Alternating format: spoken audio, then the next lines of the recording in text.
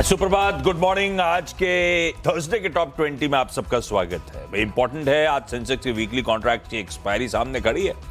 Gift Nifty एकदम flat opening indications दे रहा है, पर ग्लोब ठीक है आज।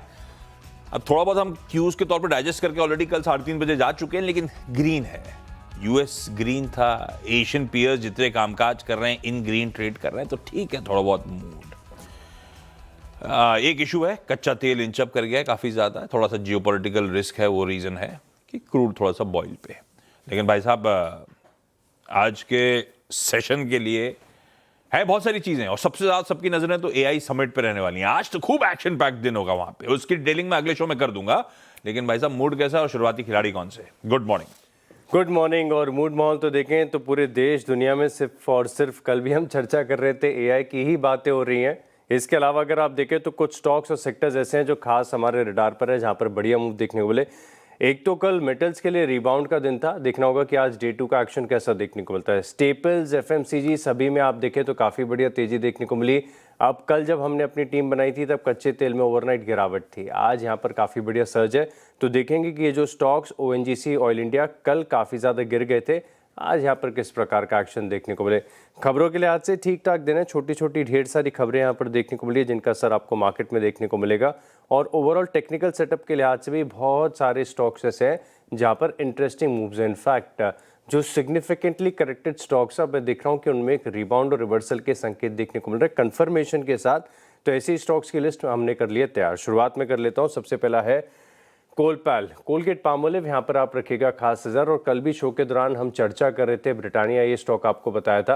आप कल के मार्केट का प्राइस एक्शन आप देखिए, आप टाटा कंज्यूमर को देखें, एचयूएल को देखें, ब्रिटानिया को देखिए, मेरिको को देखिए, कोई भी एफएमसीजी स्टेपल्स वाला स्टॉक है, सब में तेजी देखने को मिली है। अच्छा, एफएमसीजी मुझे ऑन अ लाइटर नोट इसके लिए भी पसंद है कि इसमें कोई भी एआई का डिसरप्शन काम नहीं आएगा। जो ये काम कर रहे हैं वो करते ही रहेंगे, एक सरी का काम है, ठीक ठाक ग्रोथ यहाँ पर देखने को मिलती है। अब कोलगेट पामोलिव में देखें तो कल ऑलमोस्ट 4 नवंबर 2025 के बाद सबसे बेहतरीन डेली क्लोज यहां पर देखने को मिली। और पिछले 2 दिनों के प्राइस एक्शन को हम डिस्कस कर ही रहे हैं कि किस प्रकार से एफएमसीजी स्टॉक्स आपको स्ट्रेंथ दिखा रहे हैं। देखिए, कल 2.5% की तेजी के साथ ये बंद हुआ, तो बहुत सारे टेक्निकल एनालिस्ट हैं, इनके रडार पर ये स्टॉक चल रहा है। तो सबसे पहला स्टॉक है कोलपाल, इसे रखा है इन ग्रीन।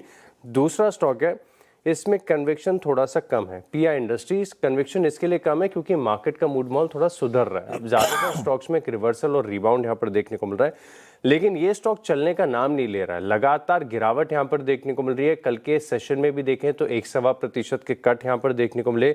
और कल की जो क्लोजिंग यहाँ पर देखने को मिली है, ये ऑलमोस्ट डे लो के करीब है। देखिए, चार्ट आपकी स्क्रीन पर आ रहा है, आप समझ सकते हैं कि थोड़ा से 19-20 का ही फर्क है। डे लो से बिल्कुल क्लोज आपको लो के आसपास ही देखने को मिला। तो पीआई इंडस्ट्रीज में थोड़ी सी वीकनेस नजर आ रही है, इसी के चलते ये दूसरा स्टॉक है जिसे रखा है इन रेड।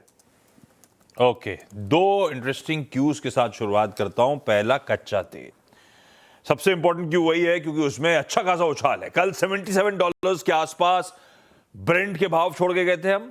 आज सुबह $70, 67 वाला $70 के पार, वो लीजिए आपके सामने ताजा भाव 70.5 की तरफ अप्रोच करता हुआ। तो मैंने ऑयल इंडिया को मेंशन करा, उसको ग्रीन रखेंगे। अपस्ट्रीम कंपनीज के लिए इमीडिएट पॉजिटिव है, सेंटिमेंट पॉजिटिव है, तो इन ग्रीन। क्यों चल रहा है उसके रीजन सीधे सीधे यूएस के वाइस प्रेसिडेंट जेडी वैंस साहब के स्टेटमेंट की ईरान बिल्कुल मान नहीं रहा है। जिस तरह की हमारी जेनेवा में बातचीत हुई, हमारे पास अब मिलिट्री ऑप्शंस खुले हैं, अगर डिप्लोमेटिक ऑप्शंस से कुछ बात आगे नहीं बढ़ेगी। ट्रम्प साहब ने ट्रुथ सोशल पे लिख दिया कि यूके के पीएम साहब वो आइलैंड को सरेंडर ना करें, डिएगो गार्सिया को। हमारे लिए जरूरत होगी, अगर ईरान से साथ डिप्लोमेटिक कुछ नहीं सुलझा तो हमारे को उस आइलैंड की जरूरत पड़ने वाली है, तो उसको सरेंडर नहीं करना चाहिए हमको, वगैरह वगैरह। तो उसने और इवन रशिया और यूक्रेन की जो चर्चा चली थी जेनेवा में, वो भी बेनतीजा कल खत्म हो गई है। कोई रशिया का तेल बाजार में नहीं आने वाला डायरेक्टली, तो एटलीस्ट तो कच्चा तेल इंचअप कर गया है। ऑयल इंडिया इन ग्रीन रखा है। ओएनजीसी ऑयल इंडिया कोई भी रिडाप रखे, ऑयल इंडिया थोड़ा ऑफ हाई ज्यादा था, इसीलिए ग्रीन कर दिया।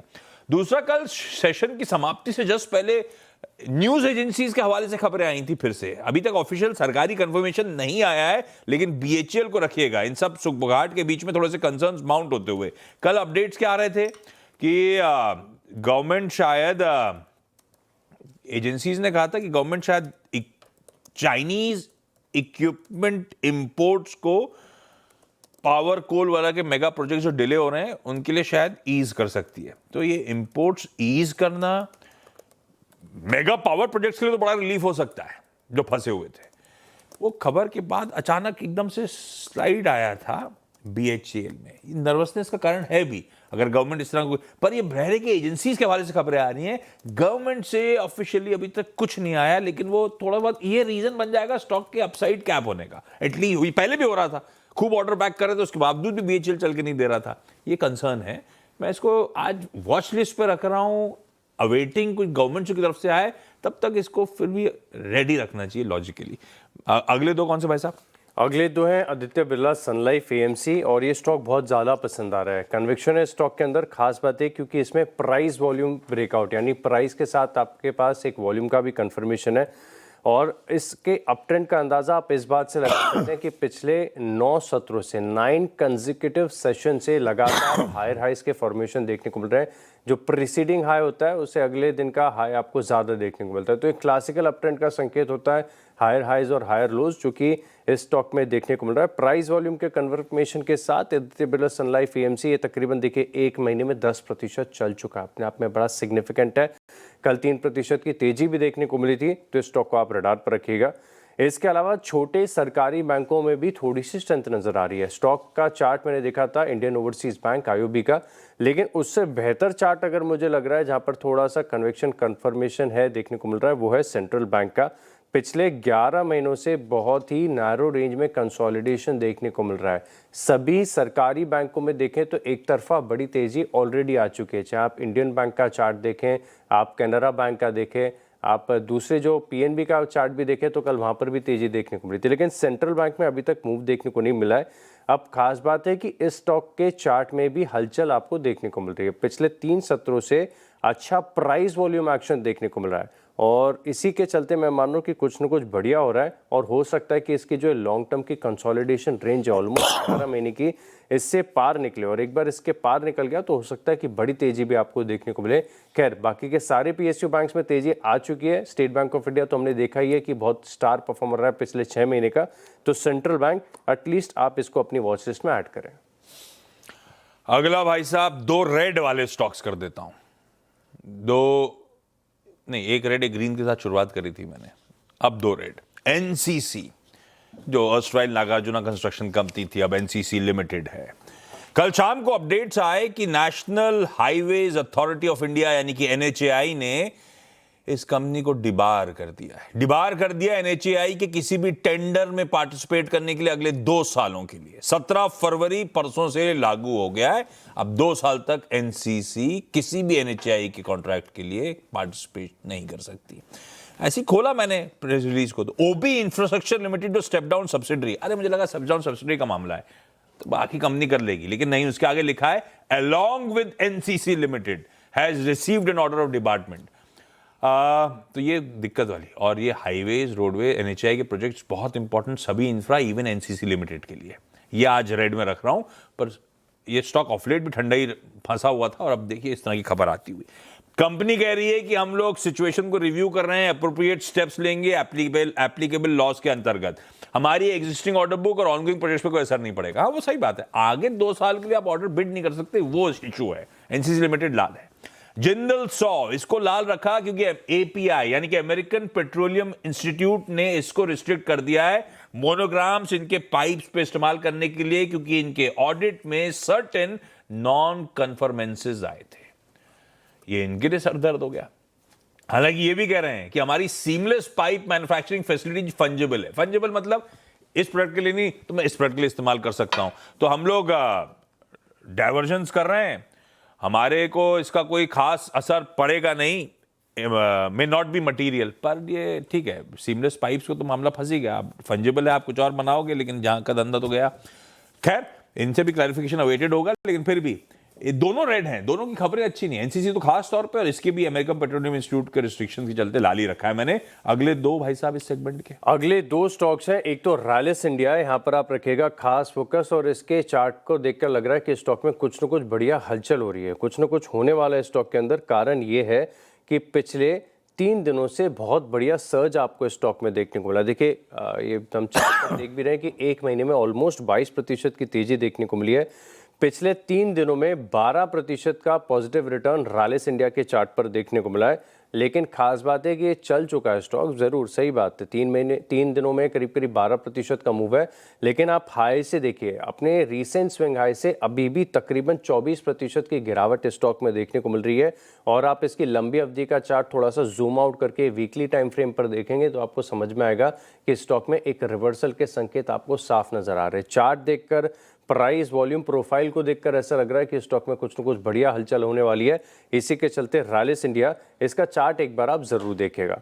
आज के लिए एक ब्रोकरेज हाउस की रिपोर्ट शेयर कर देता हूं। एमके ग्लोबल की मुलाकात हुई है एसजेएस एंटरप्राइजेस के साथ। दरअसल आप देखें तो ये जो गाड़ियों के डेकोरेटिव पार्ट्स होते हैं और साथ में अगर आप देखें तो कुछ ऐसे एस्थेटिक पार्ट्स का जो है ये मैन्युफैक्चरिंग करती है। और कंपनी की मीटिंग हुई है एमके ग्लोबल के एसजीएस एंटरप्राइजेस के साथ, जहां पर ये बता रहे हैं कि डेकोरेटिव कंपोनेंट्स एक काफ़ी बड़ी अपॉर्चुनिटी का अवसर है। और जैसे जैसे हम देख रहे हैं कि गाड़ियों में भी एस्थेटिक्स के ऊपर काफ़ी फोकस किया जाता है, प्रीमियमाइजेशन पर फोकस है, तो इनके लिए जो मार्केट साइज है लगातार एक्सपांड होता जा रहा है। कंपनी बता रही है कि इंडस्ट्री से 2.5 गुना बेहतर ग्रोथ यहाँ पर आपको देखने को मिल सकती है इन टर्म्स ऑफ रेवेन्यू, और अंडरलाइंग जो ग्रोथ है वो इंडस्ट्री से बेहतर ही लंबी अवधि में देखने को मिलेगी। हालांकि कोई रेटिंग और टारगेट प्राइस यहाँ पर देखने को नहीं मिल रहा है, लेकिन फिर भी एसजीएस एंटरप्राइजेस देखेंगे क्योंकि चार्ट बहुत बढ़िया है। मैं देख रहा था कि इस पर कन्विक्शन आ रहा है, लंबी अवधि में स्टॉक ने काफ़ी अच्छे परफॉर्मेंस भी दिए हैं, तो एसजीएस एंटरप्राइजेस यहाँ पर आप रखिएगा खास फोकस। ओके, 2 फार्मास्यूटिकल कंपनीज आज रडार पर रख रहा हूं, सिर्फ इसीलिए क्योंकि खबरें हैं। डॉक्टर रेड्डीज लेबोरेटरीज के एक्विजिशन का अपडेट आया। इन्होंने $32 मिलियन में मर्क्यूरी फार्मा ग्रुप के साथ करार करा है। उनके ट्रेडमार्क्स प्रोग्नोवा, ये सही बोला क्या ये? इसलिए ऐसा बोला है कि आपको लगे एकदम स्मार्टली बोला प्रोग्नोवा एंड साइकिल प्रोग्नोवा, ये मतलब जो भी ट्रेडमार्क वगैरह एक्वायर करें $32 मिलियन में। खबर अच्छी है, मुझे अच्छी लगती है वो कंपनी जो एग्रेसिव होती हैं, एक्विजिशन वगैरह कर रही होती हैं, क्योंकि वो मसल्स फ्लेक्स कर रही हैं। डॉक्टर रेड्डीज इन ग्रीन है, हालांकि इनके साइज के हिसाब से एक्विजिशन छोटा होगा। जाइडस लाइफ साइंसेज, इसको यूएसएफडीए से बोसिंतान टैबलेट्स के लिए मंजूरी मिली है, जो कि हाइपरटेंशन की, पल्मोनरी आर्टेरियल हाइपरटेंशन के इलाज के लिए इस्तेमाल करी जाती हैं। हालांकि इसका यूएस का एड्रेसेबल मार्केट साइज बहुत मीनिंगफुल नहीं है, पर ठीक है, खबर अच्छी है, मंजूरी मिलना अपने आप में। और इंटरेस्टिंगली पिछले शो मॉर्निंग कॉल में जो टेक्निकल गेस्ट जुड़े थे उनको टेक्निकली भी साउंड दिख रहा था जाइडस लाइफ, और खबर भी है। इन ग्रीन रख देता हूं स्टॉक को वैसे भी। तो डॉक्टर रेड्डीज और जाइडस लाइफ दोनों खबरों के चलते इन ग्रीन। क्विकली छोटा सा ब्रेक, लौटेंगे तो अगले 4 पे बातचीत है। 4 स्टॉक्स की बात कर लेते हैं। अगला स्टॉक है मेरी लिस्ट में बजाज ऑटो, यहाँ पर आप रखिएगा खास फोकस। और ये 2 व्हीलर के जो अच्छे लीडिंग स्टॉक्स हैं, इनमें एक बढ़िया स्ट्रेंथ आपको देखने को मिल रही है। कल आपके साथ टीवीएस मोटर शेयर किया था, हरे निशान में क्लोज हुआ। बजाज ऑटो का भी टेक्निकल स्ट्रक्चर बहुत इंटरेस्टिंग है, और खास बात है कि यहाँ पर कन्विक्शन इसके लिए आ रहा है क्योंकि इसके रेंको चार्ट्स पर ब्रेकआउट देखने को मिल रहा है। अब रेंको चार्ट्स इसके एक बार स्क्रीन पर लेकर आता हूँ। यहाँ पर आप देख सकते हैं कि किस प्रकार से एक बढ़िया अक्यूमुलेशन के बाद का ब्रेकआउट यहाँ पर आपको देखने को मिला। और जो स्टॉक अगर आप देखें तो लगातार एक अक्यूमुलेशन जोन में था, 13 नवंबर से लेके अब तक था। ये रेंको चार्ट्स की मैं बात कर रहा हूँ। वहाँ से आप देखें तो स्टॉक में तेजी देखने को मिली है और नया ब्रेकआउट यहाँ पर देखने को मिला है। तो तकरीबन आप देखें तो अच्छी तेजी है और लंबी अवधि के चार्ट्स और बेहतर होते जा रहे हैं। तो बजाज ऑटो यहाँ पर आप रखिएगा खास फोकस। इसके अलावा अगर आप देखें तो फोकस रखना चाहिए आपको एनटीपीसी पर, क्योंकि कुछ सिलेक्टेड पावर स्टॉक्स ऐसे हैं जहां पर बढ़िया स्ट्रेंथ आपको देखने को मिल रही है। स्टॉक में आप देखें तो हलचल काफ़ी ज़्यादा है। अब खास बात यह है कि स्टॉक तकरीबन नवंबर 2024 से ही बिल्कुल एक अक्यूमुलेशन जोन में चल रहा है, लगातार अक्यूमुलेशन, यानी जब जब गिरावट आती है तब स्ट्रॉन्ग हैंड स्टॉक को अक्यूमुलेट करते हैं और इसी के चलते स्ट्रक्चर बन जाता है। अब 380 के पार एक बार एनटीपीसी निकल गया तो फ्रेश ब्रेकआउट और बड़ी तेजी यहां पर देखने को मिल सकती है। तो एनटीपीसी का चार्ट भी एक बार आप जरूर देखेगा। अगले 2, एक मैंने रखा है हिंदुस्तान यूनिलीवर, हालांकि बहुत वीक है। उस दिन क्वालिटी वॉल्स की लिस्टिंग थी, उस दिन भी मेंशन कर रहा था कि चलो इस चक्कर में फोकस में होगा, उस दिन भी ठंडा ही पड़ा रहा। उसके बाद बहुत मीनिंगफुल रिकवरी आ नहीं रही है स्टॉक में। हिंदुस्तान यूनिलीवर को मैं फिर भी ग्रीन लेके जा रहा हूं। ये भी अगले 2 साल में, कल इनके बोर्ड ने तगड़े इन्वेस्टमेंट्स की मंजूरी दी है, 2000 करोड़ रुपए अपनी मैन्युफैक्चरिंग क्षमताओं को बढ़ाने की तैयारी वगैरह वगैरह। पिटा हुआ स्टॉक है, बढ़िया स्टॉक है, मुझे लगता है बाकी पॉकेट अगर पेन में जाएंगी। कल एफएमसीजी इंट्राडे में बढ़िया कर रहा था, तो आई एम होपिंग आज भी इन ग्रीन होगा। लेकिन आप तो खैर खबर पे फोकस करिए, खबर अच्छी है, इन्वेस्टमेंट्स कर रही है HUL in the hope, in anticipation आगे की डिमांड को, आई एम श्योर उसको देखते हुए इन ग्रीन। ये देखिए दिन के हाइस पे, लेकिन ये स्टॉक जाके बंद हुआ था। टीवीएस मोटर कंपनी अभी कल भी किसी ने, कल या परसों भी पैनल ने पिक कर रखा था, तो जब खबर आई तो मैंने कहा इंटरेस्टिंग है, चार्ट्स में सुगबुगाहट होगी इसका मतलब। कल शाम को ग्लोबल अपडेट दिया इन्होंने कि भाई ये कंपनी जितना डोमेस्टिक में दमखम रखती है उतना ही एक्सपोर्ट कंट्रीब्यूशन गजब का है। सबसे पहले सबसे स्मार्टली इसने उस एडवांटेज का फेवर उठाया था। इसने कल अपडेट दिया, बस इंडोनेशियन बिजनेस में 1 मिलियन यूनिट्स प्रोडक्शन के माइलस्टोन को एक विदेश के मार्केट में 10 लाख यूनिट प्रोडक्शन कर डाला है। जब से इसने उस कंट्री में ऑपरेशंस कमेंस करे थे, अब तक मेरे ख्याल से अपडेट इसीलिए आया कि 10 लाख यूनिट जो था वो रोल आउट हुआ यूनिट से।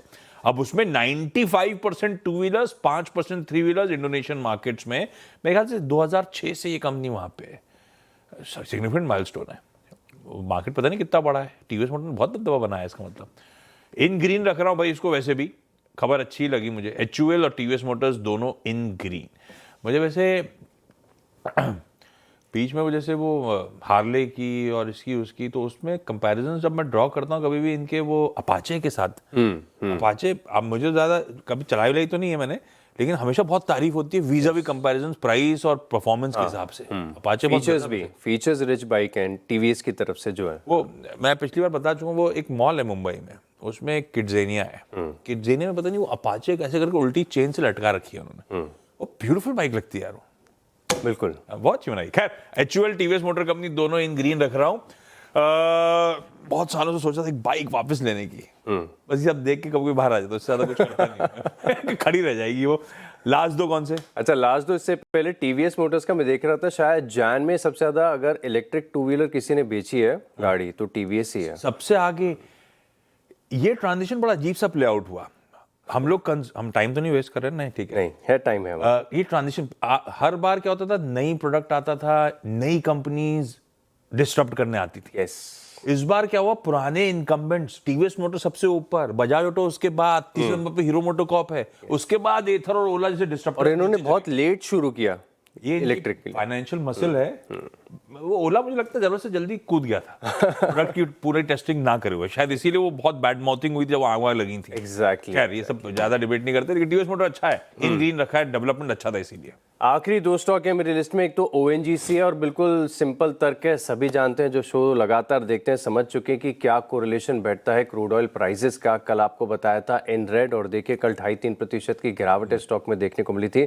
अब सीधी बात है कि अगर ओवरनाइट क्रूड ऑयल के प्राइसेस में सर्ज देखने को मिलता है तो जो ऑयल प्रोड्यूसिंग कंपनीज हैं, ऑयल इंडिया हमने डिस्कस ऑलरेडी कर लिया है, ONGC जैसे जो स्टॉक्स हैं इनमें तेजी आती है। अच्छा कल ये ऑलरेडी 3% गिर चुका है, तो आज यहाँ पर रिकवरी के चांसेस थोड़े से बेहतर हो जाते हैं, इसी के चलते ये स्टॉक इन ग्रीन लेके चल रहा हूँ।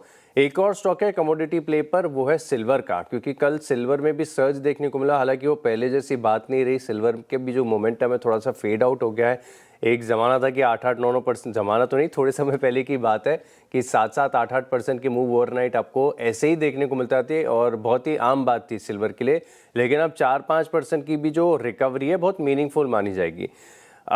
हिंदुस्तान जिंक वेल पोजीशनड इसके लिए क्योंकि अपने हाई से 20% करेक्टेड है।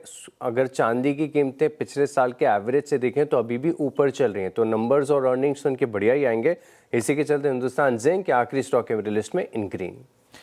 लास्ट दो में एक तो सूला विनयार्ड्स मेंशन करा, बहुत पेन में, वाइन का धंधा जो कोर है वो तो करके ही नहीं दे रहा, डी ग्रोथ ही है, कॉन्ट्रैक्शन ही होता चले जा रहा है। पर पिटे हुए बिजनेस में एक बस अपडेट है, अच्छा ये पुराना है, पिछले हफ्ते का अपडेट है, और वो क्योंकि लास्ट स्टेज में रिपोर्ट नहीं हुआ इसलिए शायद मिस हुआ, तो कल मेरे ख्याल से इन्हीं की एजेंसी की तरफ से अपडेट्स आ रहे थे तो मैंने वो पढ़ा। प्रमोटर राजीव सुरेश सामंत साहब ने 12 फरवरी को 90,000 शेयर्स और 13 फरवरी को 25,000 शेयर्स खरीदे, 0.14% स्टेक बढ़ा दिया है अपना। प्रमोटर्स की बाइंग का इंस्टेंस, और पिछले हफ्ते के बाद से इस हफ्ते थोड़ा सा स्टेबल तो हुआ है पिटाई के बाद ये स्टॉक। इन ग्रीन रखता हूं, लेकिन हाँ, धंधे को लेकर कन्विक्शन बिल्कुल ही चला गया है। सूला विनयार्ड्स का वो खासतौर पर वाइन धंधा तो एकदम ही ठंडा पड़ गया है। इंटेलेक्ट डिजाइन अरीना को मेंशन कर रहा हूं, पिटा हुआ स्टॉक है। खैर सारे आईटी सर्विसेज और प्रोडक्ट्स तो सब पिटे हुए हैं। इन्होंने कल एक नया प्रोडक्ट लॉन्च करा बैंकिंग का, emac.ai, AI first banking India में, और मतलब 550 domain agents across lending, trade, payments, treasury, wealth, bank operation, wire, सारे बैंकिंग ऑपरेशंस के लिए वो एआई का whatever it is sounds interesting. अब वो तो कोई आईटी इंजीनियर ही बताएगा कि कितना अच्छा प्रोडक्ट है, और कभी टेस्ट होगा तो पता चलेगा कितना ये पकड़ पा रहे हैं। लेकिन एक बढ़िया प्रोडक्ट लॉन्च करा है, सब पढ़ने में दिख रहा है, इसीलिए इंजीनियरिंग कर देता हूं। बस हो गए 10-10 पूरे, क्योंकि छोटा सा ब्रेक के उस पर जब लौटेंगे तो अगले 4-4 टीम्स का एक क्विक रैप अप। बिल्कुल। तो अब 20 स्टॉक्स की लिस्ट है तैयार, रिकैप देख लेते हैं। और मेरी टेक्निकल लिस्ट में सबसे पहले है कोलपैल, यहाँ पर आप नजर रखिएगा। पीआई इंडस्ट्रीज है, AB sun life AMC, central bank, Rallis India, SJS enterprises, यहाँ पर एक एनालिस्ट मीट हुई है। बजाज ऑटो पर नजर रखें, एनटीपीसी, ओएनजीसी और हिंदुस्तान जिंक, इन स्टॉक्स में एक्शन नजर आएगा। 10 और जोड़ दीजिए इसमें। लार्जली ग्रीन का ही टिल्ट है, हालांकि जो खबरें हैं, जैसी खबरें हैं वैसा कलर शेड है। Oil India, doctor Reddy, Zydus life, Hindustan Unilever, TVS motors, Sula vineyard और इंटेलेक्ट डिजाइन इन ग्रीन, पर खबरें, क्यूज थोड़े से कमजोर किसी बीएचईएल, एनसीसी और जिंदल 100 के लिए। ये तीनों को रेड ले जा रहा हूं।